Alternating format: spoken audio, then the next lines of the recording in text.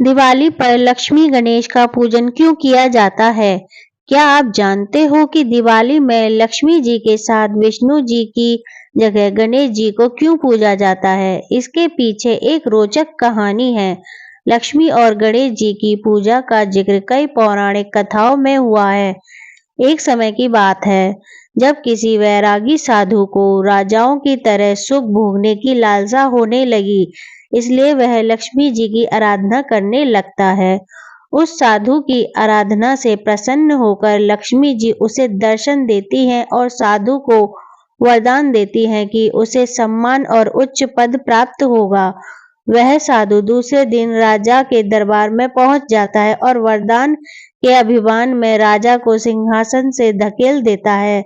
साधु का राजा के साथ ऐसा व्यवहार देखकर उनके सिपाही साधु को पकड़ने के लिए उसकी तरफ दौड़ते हैं, लेकिन तभी राजा के मुकुट से एक काला नाग निकल आता है। यह देखकर सभी चौंक जाते हैं और सभी उस साधु को ज्ञानी संत और चमत्कारी समझने लगते हैं।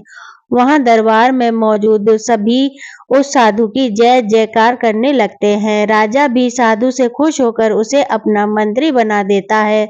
साधु के मंत्री बनने पर राजा उसे निवास के लिए एक महल देता है, जहां वह शान के साथ रहने लगता है।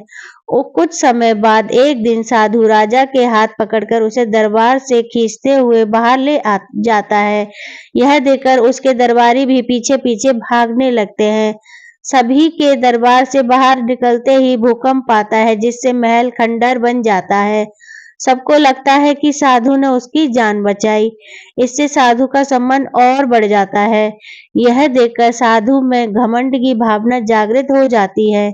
इसके कुछ दिनों के बाद एक सुबह साधु राजमहल में घूम रहा होता है, तभी उसकी नजर गणेश जी की मूर्ति पर पड़ती है। साधु को वह प्रतिमा अच्छी नहीं लगती, तो वह उसे हटवा देता है।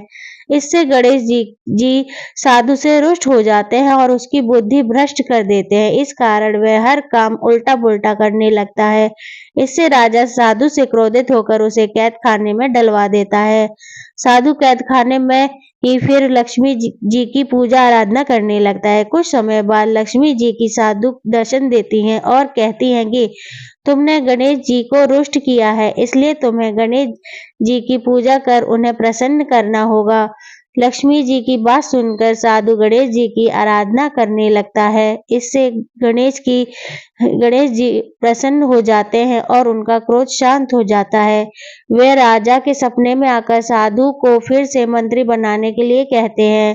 राजा दूसरे दिन साधु को कैद से आजाद कर फिर से मंत्री बना देते हैं। इस घटना के बाद लक्ष्मी और गणेश जी एक साथ पूजे जाने लगे। लक्ष्मी जी धन की देवी हैं, तो गणेश जी को बुद्धि और संयम में रखने वाला माना जाता है। वैसे कहा भी गया है कि एक संपन्न जीवन के लिए धन और बुद्धि दोनों जरूरी होते हैं, इसलिए लक्ष्मी जी और गणेश जी की पूजा साथ में की जाती है। कहानी अगर पसंद आई हो तो वीडियो को लाइक, चैनल को सब्सक्राइब कीजिए और इसे ज्यादा से ज्यादा शेयर कीजिए। धन्यवाद।